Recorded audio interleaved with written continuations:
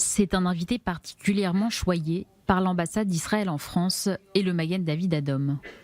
Mohamed Al-Hadid, un homme de science, médecin libanais qui a dirigé plusieurs hôpitaux à Amman et actuel président du Croissant Rouge jordanien. Un homme de diplomatie, engagé pour le dialogue judéo-arabe sur les questions de santé, de médecine et de sauvetage d'urgence. Pour lui, l'humanité n'a pas de couleur politique. Nous sommes présents dans 192 pays et nous devons montrer notre solidarité avec tous nos frères et nos sœurs. Cette année, le thème de la Croix-Rouge et du Croissant Rouge, c'est la bienveillance. Et soyez bienveillants, soyez humains, nous devons montrer notre humanité. On a seulement affaire aux gens en tant qu'êtres humains. On ne se soucie pas de leur religion, de leur couleur, de ce en quoi ils croient, d'où qu'ils viennent, Afrique, Europe, peu importe.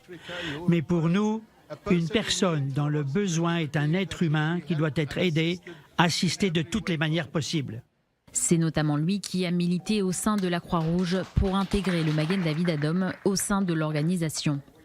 Je pense que c'était la moindre des choses que le Magen David Adom puisse rentrer dans un mouvement international aussi prestigieux que celui de la Croix-Rouge internationale, parce que le Magen David Adom apporte beaucoup à cette ONG. On peut faire la paix par différents biais, et celui de la médecine en l'occurrence, c'est l'un des grands rôles du Magen David Adom. Vous savez, le MDA, c'est une organisation non gouvernementale qui, à l'intérieur, est constituée de gens qui sont des chrétiens, des musulmans, des juifs, et tout le monde travaille ensemble dans un seul et unique objectif, celui de sauver des vies. Mohamed Al-Hadid, un homme de paix qui pense que la santé mérite de transcender tous les clivages, toutes les différences de peau, d'opinion politique ou de nationalité. Je crois que tout le NGO, le Croissant Rouge, le Magen David Adom et le Croix Rouge, ils sont très importants pour aider le peuple.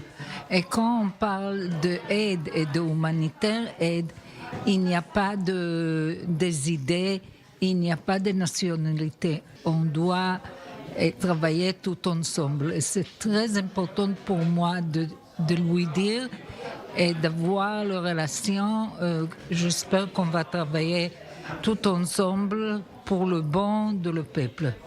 Un promoteur du dialogue entre Israéliens et Palestiniens qui pense qu'il ne faut pas faire de différence lorsqu'il s'agit de sauver des vies.